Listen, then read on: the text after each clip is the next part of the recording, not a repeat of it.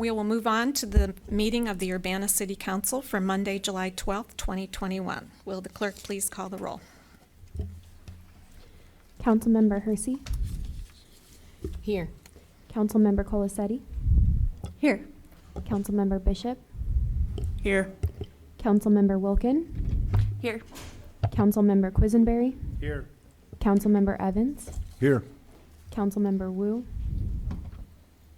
Mayor Marlin. Here. Next item is approval of minutes from the June 28th, 2021 City Council meeting. Is there a motion for approval? I move approval of the minutes. A second. Moved by James, seconded by Sharice. Were there any corrections? Okay. All those in favor, please say aye. Aye. Aye. All those opposed, same sign. That motion passes. We don't have any additions to the agenda. We'll move on to presentations and public input. If you want to address the Urbana City Council, please fill out the yellow card in the back of the room. And we'll start with Alan Max Axelrod.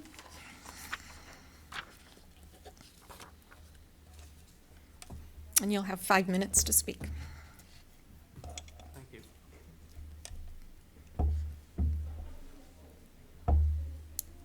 My name's Alan Max Axelrod. I'm a resident in... Speak into the microphone, please. Can you hear me? Now, Yeah. that's better. All right. My name is Alan Max Axelrod. I'm a resident of Urbana in Ward 3.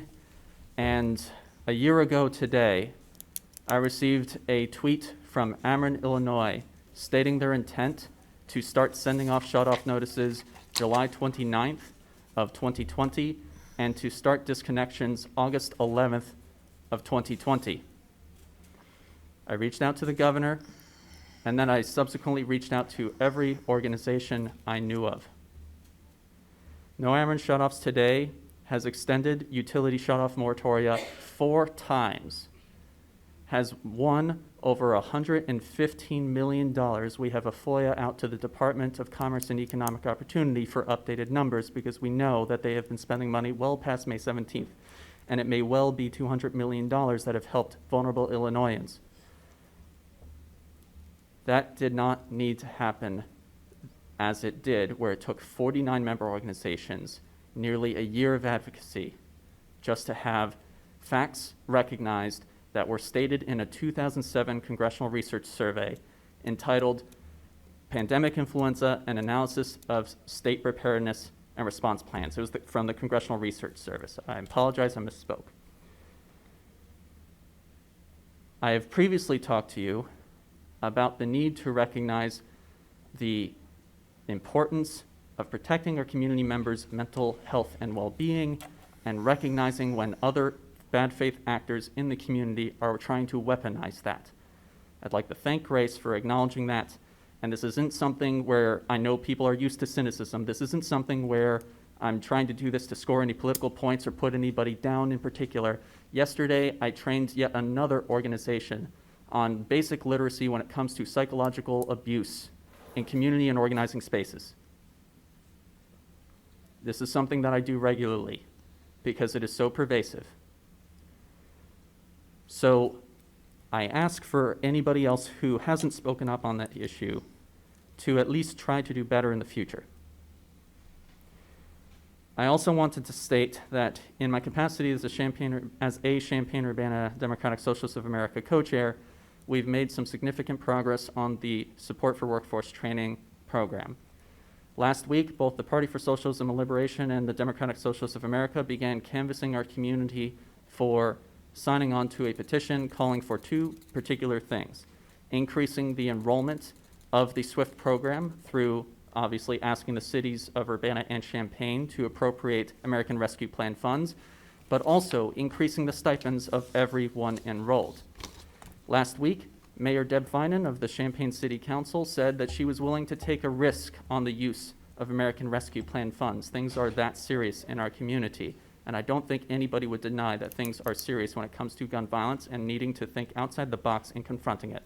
The usual steps will almost inevitably be taken, but we do not have to isolate it just to the usual steps. So that said, we will be continuing to canvass every nook and cranny of the community, both in person and online, for petition signatures for this particular initiative.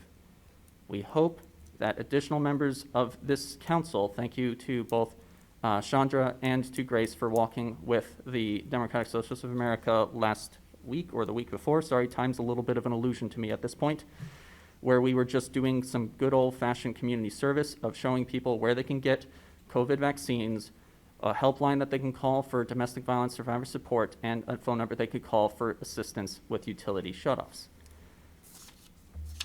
The invite is open for everybody else on the council to make similar good faith gestures. It doesn't have to be with us, but we want to see some movement from the city council when it comes to trying to actually increase accessibility to community members that have frankly given up. Here's the degree to which they've given up. When I was canvassing at the Illinois terminal last week, I ran into some black youth, and I explained to them what the SWIFT program was, and they said, we're never going to see any of that money. And they were saying that as a reason not to sign. And then I said one additional thing to them, and then they signed. What I said was, there's no high school degree or certification required in order to participate in SWIFT. Right then and there, the black disenfranchised youth that I was talking to signed. That is real. Please consider it. Thank you. Next up is Robert Weiss.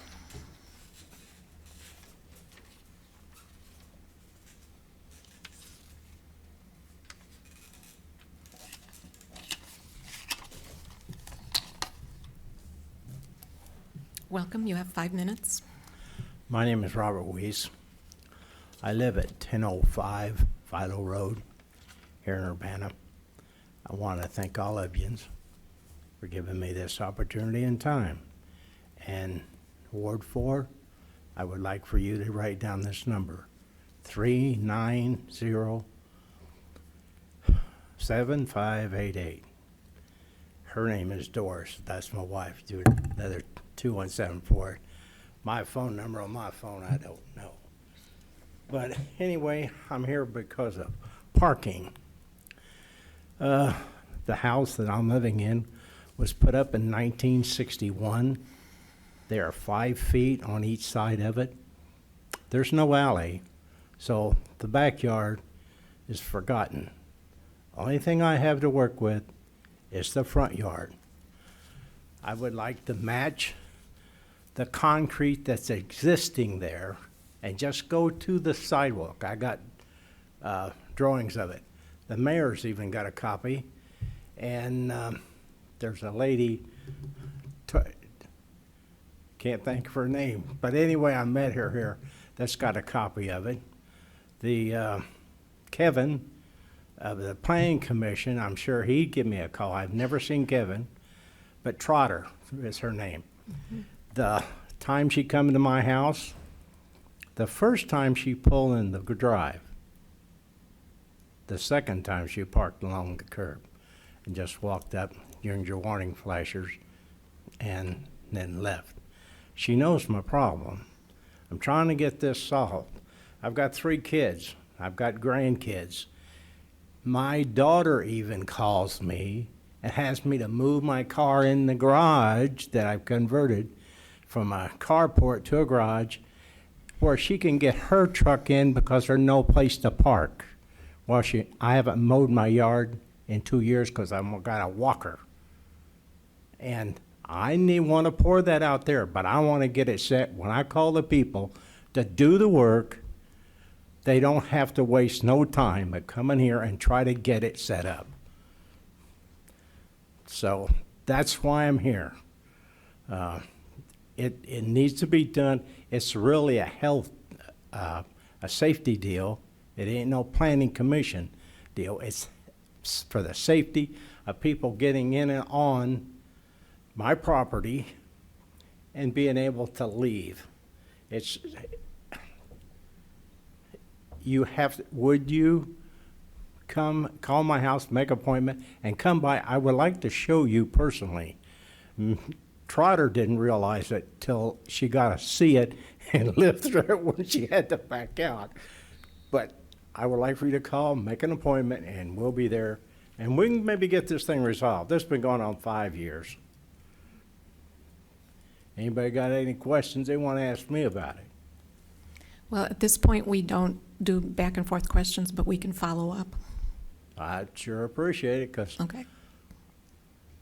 I will add one thing. I do want to add 30 inches to one side, other than matching the concrete that's already there for length. I don't much care about the other. I just want to make it look like it was done when it was done, like it was totally planned that way. But I got 2 garbage cans there and the grass is dying. I'd like to add 30 inches all the way along to one side. Don't mean nothing, just where I can use a walker along the side of my car and the garbage cans don't kill the grass. That's the only thing that would be different than I can think of. Thank you. Thank you.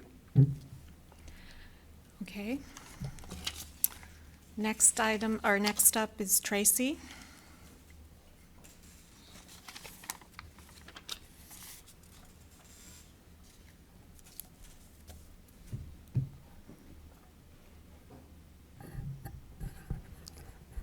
Hi, I'm Tracy Chong. Good evening, City Council. Mayor Marlin, last week you responded to the public, calling for public input via Zoom to be an option, so that we can increase accessibility for everyone. You said that Urbana could not do that because it would be a violation of the Illinois Open Meetings Act. I have read through the OMA several times and could not find any specific clause that would make giving public input via Zoom an option, that would make it a violation of the OMA. So could you provide the public with the clause that says so and explain the city's interpretation of the clause and why you think that it would be a violation? If one has not been paying attention, one might think that you are actually being very, very careful to comply with the Open Meetings Act. One might be naive and think that you are now so very, very careful because of the huge amount of taxpayers' money that you have wasted when the city had to settle an OMA lawsuit. One where you had multiple warnings from the public and even from former council member Jared Miller that you were violating the OMA. But Mayor Marlin, your intentions are clear. All this talk about being careful is exactly the same tactic that you have been using in the past to create hurdles for the public to have that want to have their voices heard, especially voices who disagree with you. You and your cronies are actively silencing the public, and this is still happening. At the last Civilian Police Review Board meeting on June 23rd, your newly hired Community Engagement Coordinator, Lamont Peppers, the one candidate for the position that was childhood friends with police leadership, the one candidate that was hired out of over 100 candidates, and the one person who contacted Chief Serafin about the position before it was even announced publicly. He prevented me from speaking at the past CPRB meeting, even though board members were ready to hear what I said. So this is an ongoing problem. That's what you do very well. Hire and appoint those around you who will do what it takes to obscure transparency and accountability, even through illegal means and at taxpayers' expense. Just like how you and Chief Serafin have filtered out appointees, candidates who apply to the Civilian Police Review Board. Also, just like how City Administrator Carol Mitten shuts down civilian police complaints at every opportunity. This is still happening. You guys should watch the CPRB meeting on May 26th and see an example of that. One suggestion, Mayor Marlin, next time when you complain to City Council and the public about how it is so very, very difficult to fill vacancies in boards and commissions, maybe you can give a shout out to the residents and candidates who have been denied a chance to serve on these boards because you are afraid that they might actually hold the city and police department accountable for misconduct. Thanks for your time. Thank you.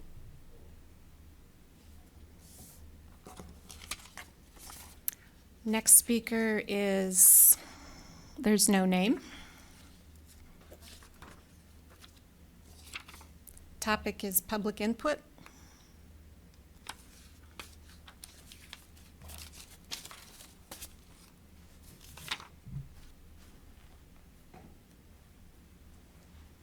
I apologize if I forgot to write my name. My name is Sarah Nixon.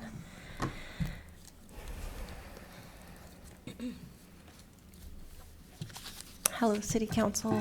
I'm here again to ask for the city to enact a hybrid public participation model at city public meetings, and to allow more accessibility to the public for public comment via Zoom, so that people can feel involved, people can feel heard, and most of all, to promote the likelihood that constituents will participate.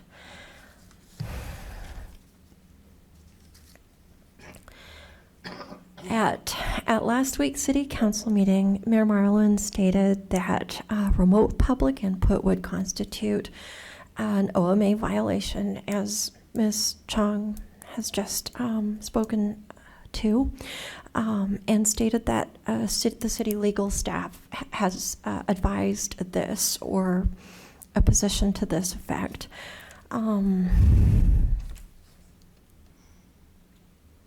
I think it's very concerning that the city leadership and legal counsel are pushing this unfounded position, and I would like the council to look into this. I would also like to just read into the record from an article that was published today online by local independent media page, checkcu.org. I'll read just part of it. Mayor Marlin did not cite any provision of the Open Meetings Act which would prohibit a public body from allowing public input via any remote or telephonic service, and CheckCU cannot find any such provision in the statute. I'll leave it at that and just move on to a couple of other comments. I wasn't able to attend the Cunningham Township meeting, but I find it truly concerning as a member of the public to witness again and again and again the cries coming from individuals who are being impacted, who are being pushed out of their homes and pushed into homelessness by our one and only local organization whose mandate it is to end homelessness. I think everyone on council should have real concerns, and I'm sure you do. I think this really needs examining and a deeper look into what exactly is going on at our local social services providers. And I'll also comment on one statement that I overheard, or that I heard, at part of that township meeting, to the effect that at CU at home, or in a model where you have one overarching homeless shelter, you can have abusers on one side and the abused on the other. We have Courage Connection has a domestic violence shelter. There should be no reason for that scenario. I know for a fact, City Council, that there are often a lot of empty beds at the Courage Connection shelter, and I know that from firsthand witness experiences. But what we're hearing stated to the public is that there are no beds. And I think it's worth raising this issue because I'm wondering I'm wondering if the city needs to conduct, or the city council maybe needs to conduct a bit more, let's say, independent looking into or oversight as to how these services are being run. Ask for feedback from end users if you can obtain that. Maybe don't rely solely on the reports, reports authored internally from the organizations who, are anything but objective about their performance. In closing, I have one more comment that I would like about an issue that I would like to bring to the council's attention. And that issue is to ask you to look into the failure of looking for the name of this grant, it slipped my mind, the R3 program. I am out of time and I will speak about it again at a subsequent meeting, but this was the promised grants from the 25% cannabis tax. A large amount of money was promised to our communities. People applied for it. Thank you. Organizations Your did, time is up. Thank and you. it never materialized. Thank you. We had public input from Reverend Dr. Evelyn Underwood via Charisse.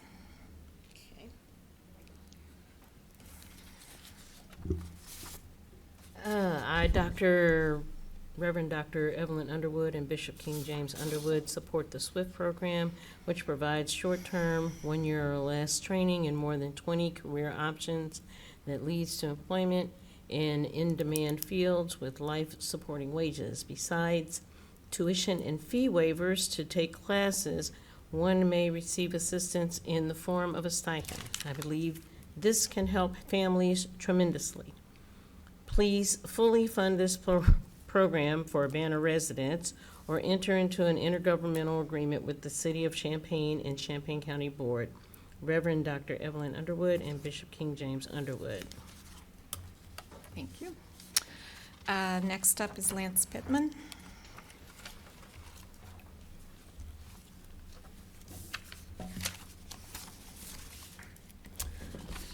Hi, City Council. Thanks for letting me talk. I just wanted to also support the online participation and address this idea of the Open Meetings Act. I was just looking at the Illinois Commerce Commission's website, and I pulled up their public input, and it has an option for appearance, and you can comment remotely. I have it on the website. So if it is a violation in any way of Open Meetings Act, then I don't know, maybe Urbana can sue the Illinois Commerce Commission, or at least maybe talk to someone there about why that is okay. I think it's important because there are lots of reasons why people might not feel comfortable coming to a public setting. We know that the Delta variant of COVID can infect you even if you are fully vaccinated. There are people who can't be fully vaccinated for various reasons. There are also people who, even if they are fully vaccinated, they could be long haulers. I don't think we know the percentage of people who were infected with COVID that become long haulers. I'm one, though. Fortunately, my case is very mild. You read cases in the news about people who are infected with COVID, become a long hauler, and then if they so much as take a shower one day, they can't get out of bed for a week. So those people have a right to public comment just as much as anybody else does, I think. There's obviously lots of other reasons. People are don't have cars, don't live near public transportation, all sorts of other reasons. You might say, why doesn't somebody just send an email to their council representative and have it be read out loud? Well, I've seen at least one meeting of the Danville City Council in which a resident sent in a comment to be read aloud, and the person reading it disparaged the person who sent it in, did not read the full comment, and then said the person was crazy. So I'm not saying that any of you would necessarily do that, but I think that a resident has the right, if they want to have all of their words heard regardless. I'll move on to just again reiterating support for the SWIFT program, and if there's any way of matching funds, as has been suggested by previous public commenters. And yeah, I think that's it. Thank you. Okay. Martel Miller?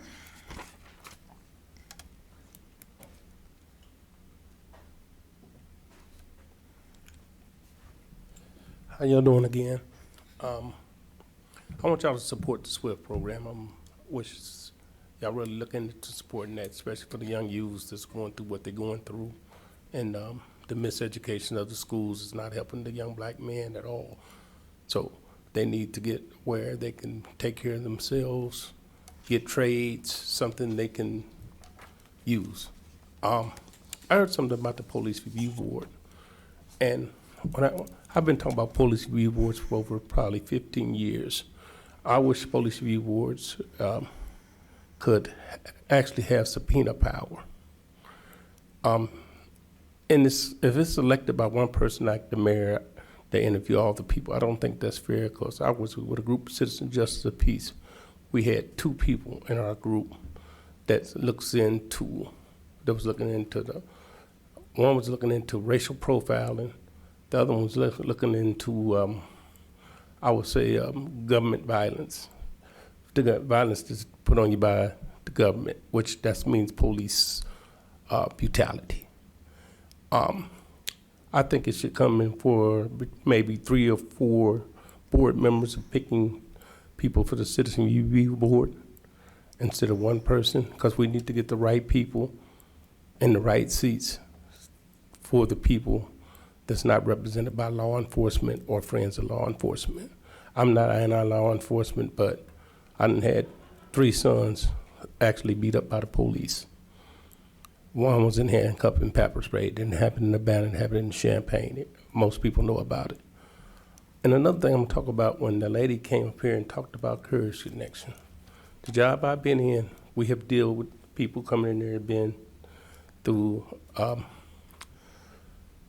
being abused by their partners, domestic violence. A lot of times, they said they don't have any open, or they're not in danger of their perpetrator. Right now, I've been hearing that they're out of funds to house people. If the lady got more information about that, I wish she would let us know about it, because we then had a couple of people turned away from Courage Connections in the last couple of weeks. You know, I go to see you at home. I see the people there. I see the women there. I see it's uncomfortable for a lot of women, because you got a lot of people with trauma. You know, when you hurt people. And the reason I know that, I grew up in a community where I seen where hurt people. I lost my best friend 2 years ago to gun violence, to a young man I know had been hurting since he was 10 years old. I was so angry at him when he did what he did. But when I took a look at what he'd been through in his life, I was wondering where in part of his life I could have helped him. Maybe he wouldn't have been so hurt where he wanted to hurt another. You know, we got to look at the homeless situation in Champaign, Urbana. Champaign got a shelter. Urbana got to look at theirs. I know y'all walk down the street and see these people. You know, I know that the mayor see these people, get complaints about these people. We get calls and off. My card, most people know my number before I ever started working at Township, because I got a public number. I gave it to public because I want us to be a solution, not someone talking about the problem. I don't go to any meetings anymore, because every meeting I go to, I've been through about, I say between 600 and 700 meetings in the last, I say 16 years. Talk about the same problems, the 25 problems, but they won't pick one of them out to find a solution for. Thank you. Thank you. Next up is Angie W.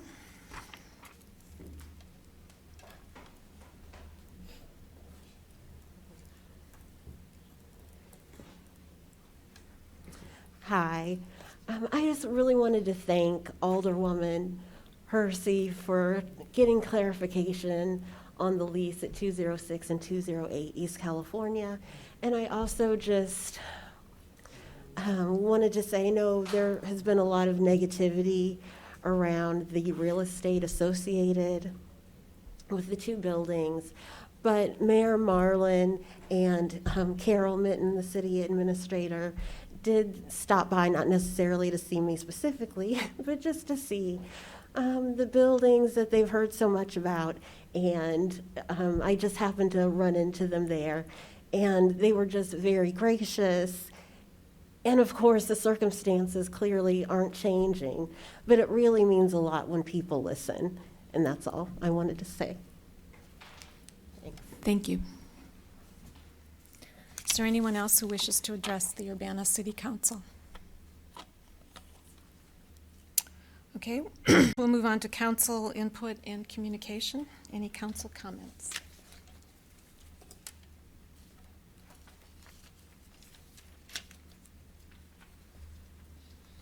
Is that a hand? Grace? Yes. Did we have an email to read too for public comment? That was red. Oh, okay. Okay, sorry. I don't know where I was. Yes, my comments, I did want to say about the Open Meetings Act. I didn't find in there either where it says we can't do hybrid meetings, so I would like to see that. I think it's definitely more accessible for people to be able to do remote. I think that's pretty evident by our turnout the past 2 meetings versus the past year or so online. There is a provision that says that the home rule units may enact an ordinance prescribing more stringent requirements binding upon itself, which would serve to give further notice to the public and facilitate public access to meetings. And, it seems like the whole point here is that any person must be permitted an opportunity to address public officials and it be on the record, recorded by the public body. There is case law that says that written filings are a violation of OMA. I know that you can say the alternative is that people can come in person, but if someone cannot come in person and their only option is written, that seems to be not very accessible.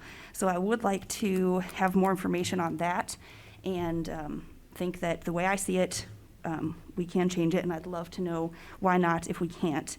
I think it's really important to hear from the public as much as possible if we are to serve the people of Urbana. And another point, too, was about the city-owned transition houses.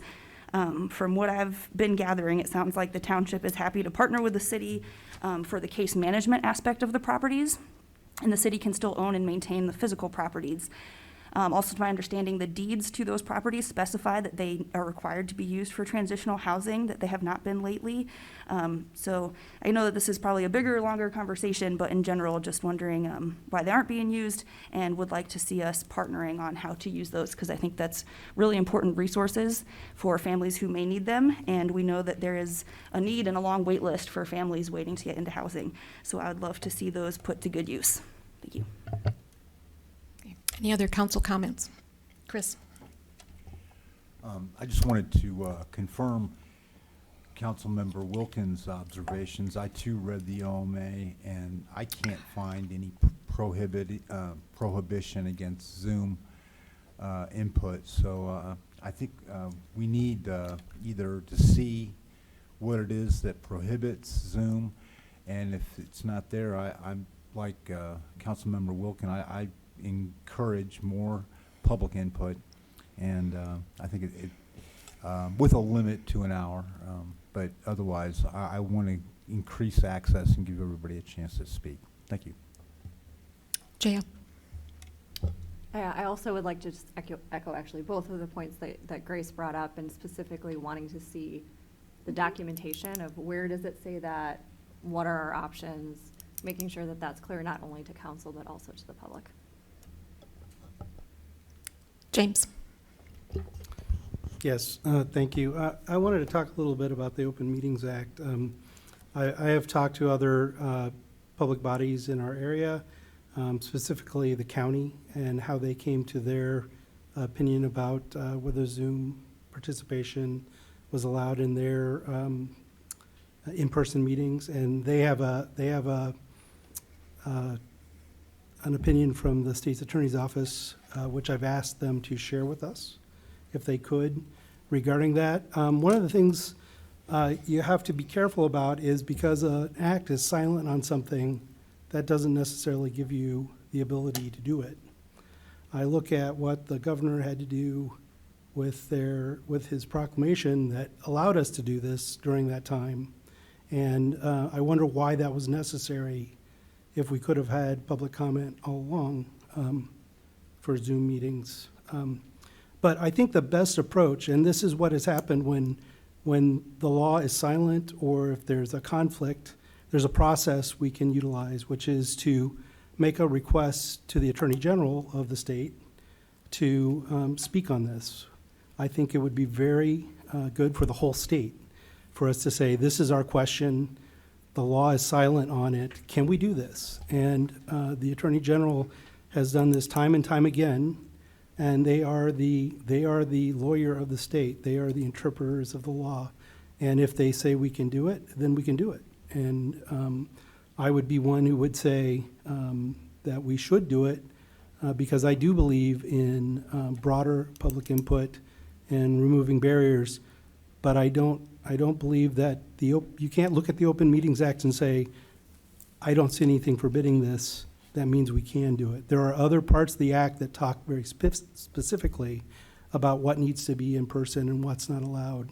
And so the intent of the act is the business that we do in person needs to be here, and there's only a few exceptions that are defined very specifically to that.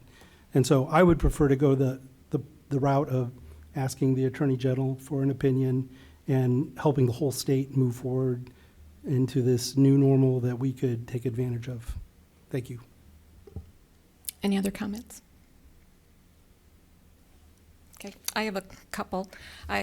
First of all, related to the Open Meetings Act, I appreciate that approach. In fact, that's what we plan to do. And we have had experience over the past year and a half where we've ventured into territory and then have had complaints filed against the city. We've been sued, so I want to make sure we're on very sound legal ground before we change anything. We know we are complying right now with the Open Meetings Act. So before we can talk about options, we have to make sure that we actually have this as an option. So appreciate your thoughts on that. I also want to address the comments on the SWIFT program. Last Thursday, Carol Mitten, Carla Boyd, and I went to Parkland College. We wanted to follow up because we had been hearing so much about the SWIFT program from the public.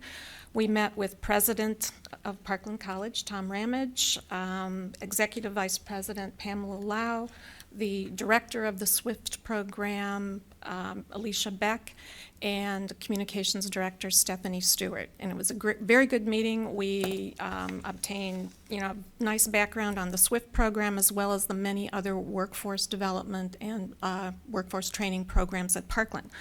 The college is very appreciative of the public support for SWIFT. They also are very appreciative of the interest in Parkland's programs, in general. And I think we're all, I don't know if I can't speak for the rest of the council, but personally, I'm a huge fan of the community college. I taught there for 14 years. I was a founding member of the part-time faculty union at Parkland, and I helped negotiate the very first contract. So I'm very familiar with Parkland and the value that it has in the community. What we heard from President Ramage, however, and from everyone we met with, was this. Number one, the SWIFT program was initiated. It was an initiative of the Legislative Black Caucus. It was funded that way, and it's intended to support African American students and to get them into these job training programs and really to help open doors to opportunities to jobs and careers. And it does a terrific job at that. From President Ramage's message to us was, number one, the program is very well funded. Number two, they have excess capacity. Their biggest challenge is not money. They don't need money. In fact, they specifically said, please don't spend your ARPA money on this program. But what they do need the community to help with is encouraging students to get through the door, to get them to the door of Parkland and to get them through the door. Parkland has the programs, the support services, the people, the capacity to take it from there. But what they need the community's help in is getting the students to the door. And that's how we can help in terms of supporting that SWIFT program and really getting students into that SWIFT program. So all the people who have spoken over the past few weeks who are working with members of the community who you think could benefit from this, I urge you to, number one, do whatever you can to encourage the people you work with to get out to Parkland, and the folks there will be happy to talk with them about the program. And I know I think they're doing some orientation programs throughout the community as well. But Alicia Beck is the director. She's happy to talk to potential students and to talk with all of us to see how we can help get students out there. It's a terrific program. But they are very well funded, and they have a lot of capacity to take on more students now. So thank you so much for your support for that program and for everything that Parkland is doing. It's a pathway to the future. It really changes lives. And I've seen it. I've seen it in my years there and since then. It's a life-changing opportunity out there. So that's what we know about SWIFT, and I appreciate the time that the folks at Parkland spent educating us all on that. And let's see. I think that's all. All right, we'll move on to any other council comments. Did everyone get a chance? Okay. We'll move on to unfinished business. There is none. Reports of standing committee. This will be Chandra Bishop. And these are both on the consent agenda. Yes. 2 items on the consent agenda. I recommend approval of resolution number 2021-06-028R, a resolution approving a City of Urbana Community Development Block Grant Program Agreement, CCRPC Energy Efficiency Upgrade Homestead Apartments, and resolution number 2021-06-029R, a resolution approving an intergovernmental agreement for area-wide records management system, ARMS, support services, as listed on the consent agenda. I'll give a second if we need one for the consent agenda. So moved by Chandra, seconded by James. Will the clerk please call the roll? Councilmember Hersey, Yes. Councilmember Colasetti, Yes. Councilmember Bishop, Yes. Councilmember Wilkin, Yes. Councilmember Quisenberry, Yes. Councilmember Evans. Yes. That motion, or that agenda passes. We have no items on the regular agenda. Are there reports from special committees? Yes. What are the special committees? I've been wondering if that is us or staff, or what are the special committees? It has been in the past. So occasionally there would have been a report from the Sister Cities Committee. That's an example. There are very few special committees, actually. And this is an item on the agenda that has been there for years. But so it's not council committees at this point, and we don't really have any other special committees that I can think of. Yeah. I did get an email from the Sister Cities people since I took Dennis Roberts' place, and so maybe we can have a conversation about what I'm supposed to do with that. Okay.